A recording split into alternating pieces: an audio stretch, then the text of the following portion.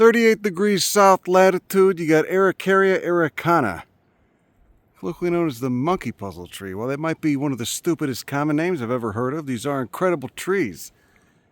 This is a lineage that evolved in the Jurassic, probably the Triassic maybe. That's a male right there. Trees are dioecious. Entirely southern hemisphere. The whole family is in the southern hemisphere. A true relic of Gondwana. Got 2 species in South America.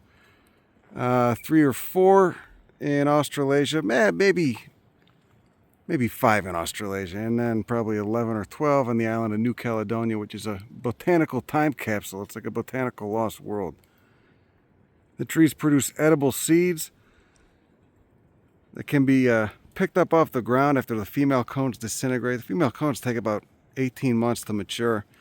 They're wind pollinated from those things right there. That's where meiosis is occurring inside those little dongs. And then the haploid pollen is just being carried on the wind. You can see them growing over this little dwarf forest of Nothofagus, the southern beaches. The order of oaks, Phagales. Incredible trees. Surely there were forests of these growing on Antarctica before it froze over. You know, can you imagine what it'd be like to be in an Araucaria forest in Antarctica during the Paleocene-Eocene thermal maximum roughly 55 million years ago? Must have been some wild stuff growing there. You can see there's an old one down there. They can live for about 2,000 years. I think the oldest currently living is dated at like 1,600, 1,800 years, something like that. We're at an elevation about 1,300 meters right here, almost 5,000 feet. Volcanic soil. We're basically on a slope of a crater. Only place these things would stand a chance of growing in the U.S. is in Pacific Northwest. You got some in Northern California too, near the city of Mount Shasta in Siskiyou County. Wonderful trees. A tribute to Earth's past. Very abrasive foliage too. I mean, they have fucking evolved with dinosaurs chewing on the branches, so I guess it makes sense they would be very stiff and pointy foliage.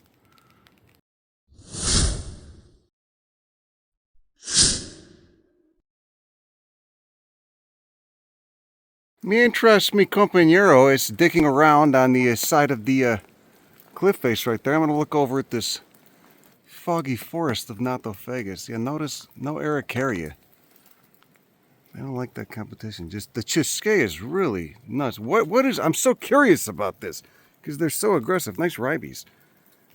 They're so aggressive. When did it get here? Because I assume Bambusoidea, the bamboo subfamily, originated in Asia. Who studies Bambusoidea? Oh, that's nice. That's not mesodendron. That's look at this. Oh, who's that? That's Nothofagus pumilio. Who's popping out right there? What is that? That is Lauranthacea. Do you see? I can't tell. No, maybe it is mesodendron. Maybe you're right. I don't know. And there it is. They just start appearing in the bosque. Saw a little one back there growing in the shade of a Nothofagus. So you get higher, they start appearing. God, such wonderful trees, man. The Triassic connection. Oh yeah, that's a male. See that? See, he's got the dongs. Those aren't cones. Well, they're micro strobili. They're kind of dangling for wind dispersal of pollen. Whereas the female trees have cones that sit upright. There you go. There's an Araucaria dong, a microstrobilus. See, those leaves just become non-photosynthetic. Well, I guess they're probably green when they're going off. And much more tighter together, shorter internodes, and then fertile. And there's microsporangia in there. You know, that's where the meiosis is going on. It's where you're getting those haploid pollen grains produced that will then land on the haploid megastrobilus, or the megastrobilus with the haploid egg cells in there. They get fertilized to make a little zygote. Megastrobile pornography. See that? It's all spent though. They just come apart. Ooh! Look at it, it's kind of like an accordion. Oh my God! There you go. How old? 500 or 600 years? You really like these upper slopes. Jesus. I mean, I've seen this species plenty of times before in botanic gardens, in people's yards in the Pacific Northwest. I've never seen individuals this large. These are Viejitos. Getting Nothofagus pumilio at these upper elevations too. Can you imagine the Araucaria forest that once existed on Antarctica? Jesus. Ribes Chusquea, Nothofagus, Asara, from the willow family, Salicaceae, Drymus, but just this little dwarfed one.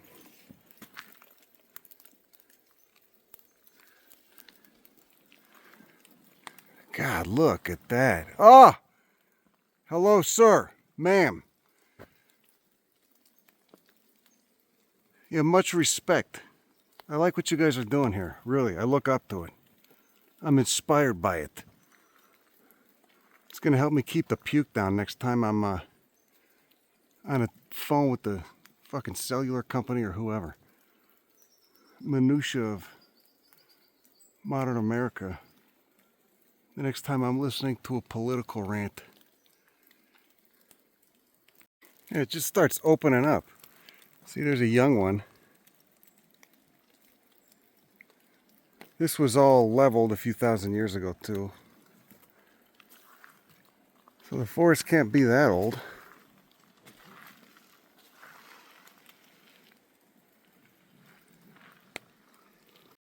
Now they're large Nothofagus pumilio. Distinct leaf shape. Sometimes they kind of get their leaves. It looks like they get it in threes because of the way when the branch is first starting. How old is this guy? The Nothofagus are just tapering off though. They're starting to taper off. We're getting a lot more Araucaria. Still plenty of Chusquea though for the grass enthusiasts, for the bamboo enthusiasts. Chusquea and ribes. Well, visibility's limited, but that's okay. Can you imagine seeing an Andean condor just breezing through? Thankfully it's not raining too hard. That is something else, man.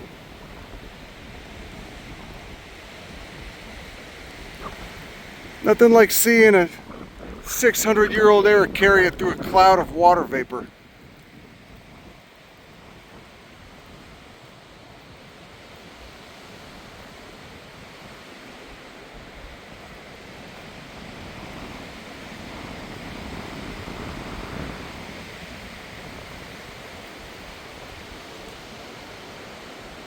Let's hear it for Antarctic Araucaria forests. You know they exist, you know they're a thing, or were. That's what I would have loved to go. You know, people ask me if you could go to any time period to botanize, it'd be Silurian to see when everything was getting started, and then Antarctica like during the Eocene. During the Paleocene, Eocene thermal maximum. You see there's a male. Really is some of the most, god damn it, some of the most beautiful foliage of any of the Araucarias. Maybe some of the meanest. Araucaria bidwillii is pretty mean too. But you know, if you're trying to not get eaten by dinosaurs, I'd presume you got to evolve some stiff and sharp leaves.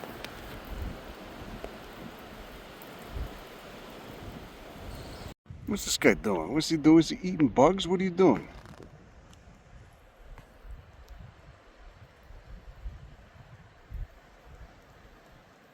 It's gorgeous. Look at that guy. Orange and like a heather gray. Like a pumice color. Maybe a little bit of blue in there too. What are you eating? You eating little seeds or something? I'd assume so, huh? From what? Cute little bastard. Well, now that we're on this ridge top and we get enough light, it seems there's Fragaria chiloensis, the native strawberry, which you also get on the coast. See, it's got runners, it's got stolons. Oh yeah, look how intensely fuzzy that is. I wonder what the fruit tastes like. Look how woolly the abaxial surfaces of the leaves are. Little teeth. There's Dioscorea, nice vining monocot. There's the flowers. It's just running along the, ooh, what's that, a Cicerynchium? Oh yeah, there's a Cicerynchium. It's iridaceae. That's pretty cool. And then there's the fruits and the Dioscorea, little winged shits. How many wings you got in there? 3? Yeah. Some of these things easily got to be 1,000 years old. I don't know when this substrate was laid down, when it was blown out of the volcano, but I mean, they grow slowly, and that's like a 4-foot diameter breast height trunk. Alstroemeria, Lathyrus, Gaultheria, Chusquea. Probably some very rich mycorrhizae too. Some very rich soil. Not only is it volcanic, but you got all the Nothofagus and all this other stuff growing here. The roots acting as scaffolding for so many organisms.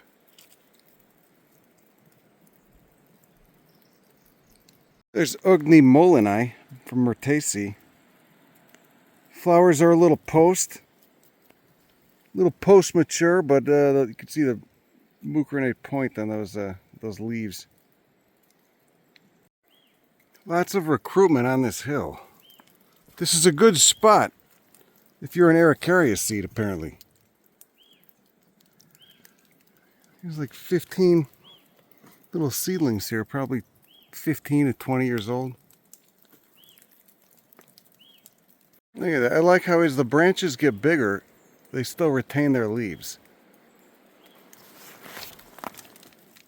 And I wonder what the vascular system of these guys is like, you know? Wonder what kind of tracheids they get.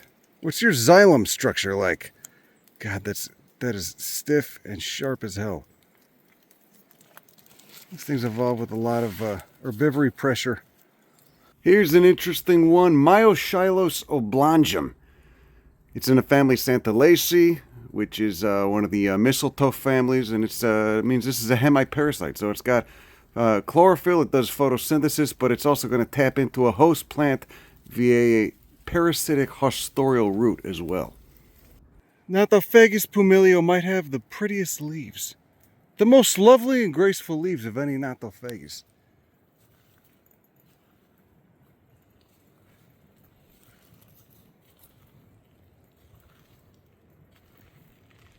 And you can hear the wind just blowing through.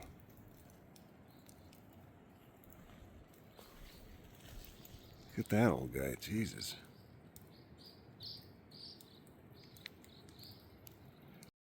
High enough now that we're getting into the Escallonia zone. We got an Escallonia. At the Escallonia. Very distinct leaf shape. Very obovate. Nice illustration of what's going on inside those flowers. You got that yellow ovary at the base, green stigma, pink style, and anthers. They fuse to those. They got their own film. Oh, see, those beetles are going to town on that.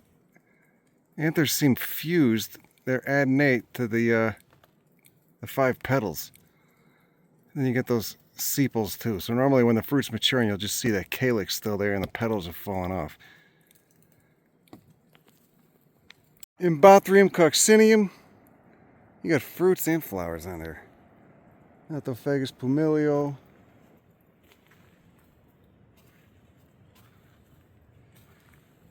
God, I'd love to see the mushroom diversity here in the winter.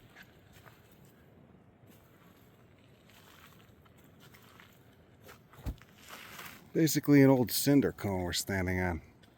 Look at the dongs. God, I just can't get enough of these forests.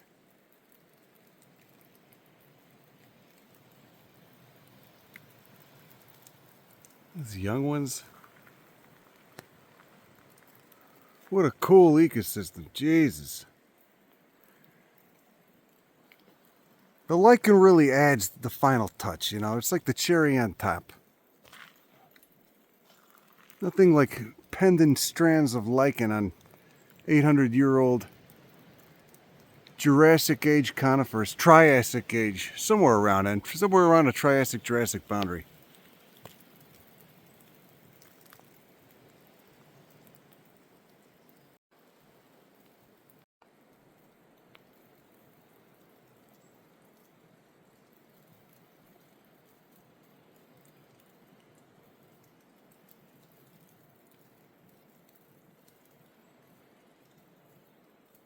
So not only does the genus Nothofagus have a Gondwanan distribution in Australasia, South Australasia, and South America, but so does the fungal parasite that parasitizes, somewhat harmlessly parasitizes Nothofagus, Cyteria, an edible fungus that parasitizes Nothofagus. Probably, goes back many millions of years. There's Nothofagus in New Zealand. There's Nothofagus in Tasmania. It's the first place I saw it. This is a new species of Cyteria for me, though.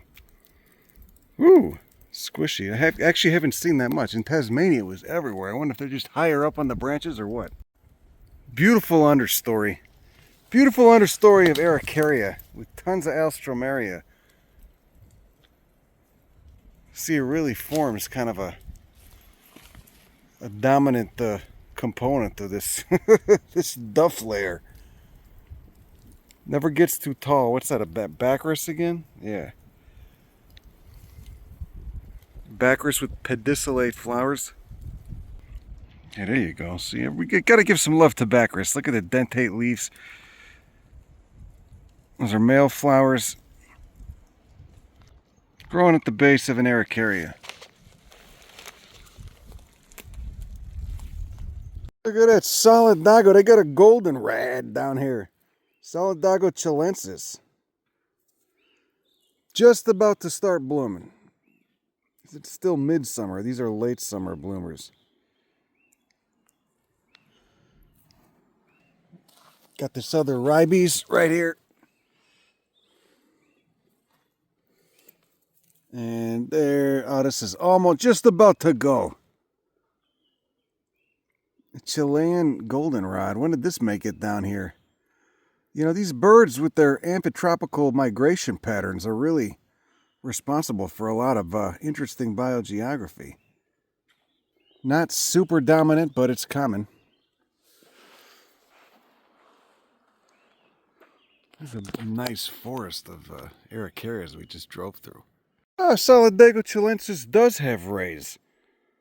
They don't want you to call them ligules anymore, which I think that's kind of whack. I think you can call them whatever the hell you want. Crazy to see a goldenrod in the same spot you're looking at old growth Araucaria.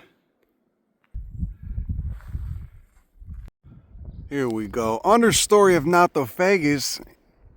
You got an understory Nothofagus. Massive old bastards. Massive old specimens of Araucaria araucana. There's a male with the token dongs. Got a Berberis too. Berberis, Nothofagus, Gaultheria right there. Ericaceae, blueberry family. Nice little moss. Nothofagus antarctica right here. With those undulating leaf margins and teeth.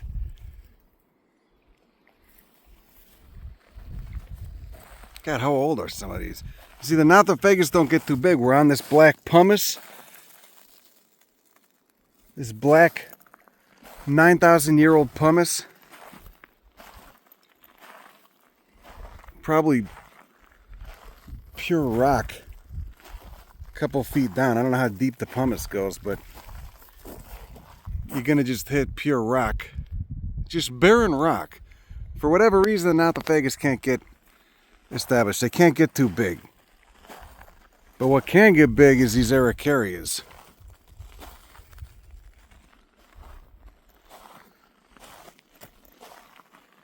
Everything draped in lichen. You can get as low as 15 degrees below Celsius here. What is that? It's about 10 degrees. 8,000-year-old soil. What is this moss? I'm gonna look this up. Lichen's thriving here. How long does it take for the lichen to grow? Yeah, you can see none of the Nothofagus get very big. The araucaria, on the other hand, are doing just fine. Man, I bet it is a shit show here when those seeds drop. I bet there are birds and rodents, all kinds of animals going nuts. How often they have a mast deer? I've eaten Araucaria bedwillii seeds before. They're pretty good. The cones will kill you if they happen to fall on you. They don't disintegrate nicely like these do. And we get this grass, we get some graminoid, and then we got this dainty little Baccharis, tiny Baccharis. What is that? Is that Magellanica? Sessile flowers. No pedicel.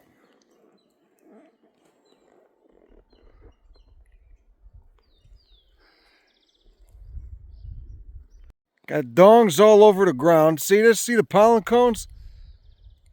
They've already, you know, produced all the pollen, a haploid pollen. One of these things releasing pollen. How allergic can someone be to pollen? Look at that. That's a big dong. Big dong Araucaria. You just throw your dongs all over the ground? What is that? I guess these are from branches or from cones. Is this a male or a female? This is a male.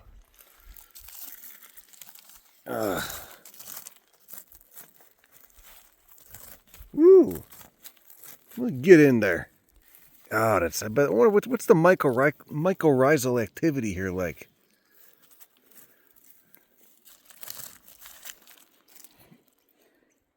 Pumice, fungus, and decomposing organic material. God, that looks like rich soil. That's incredible. Look at that. Totem poles covered in lichen. And then down there you got a monster erythranth. A big ass monkey flower. Primaceae. That's the largest monkey flower I've ever seen. Look at that. Ooh, nice speckling. That's like a 3-inch long monkey flower. 3-inch long erythranth. Yeah, they're just all up and down a creek. There's some more over there.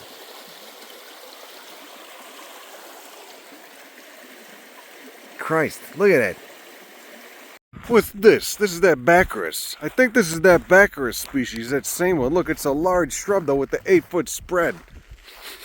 Smells good. What else can grow out here? It's all composites. It's this Baccharis, and then over there, I think that's a Catanthera or some sort of Senesioid or something. The light level's too low. It's not going to let me focus. Another Baccharis. This water vapor is really putting a whole ambiance. It should be a huge volcano you're able to see right there. Volcanic landscape. Yeah, kind of fragrant and viscid leaves.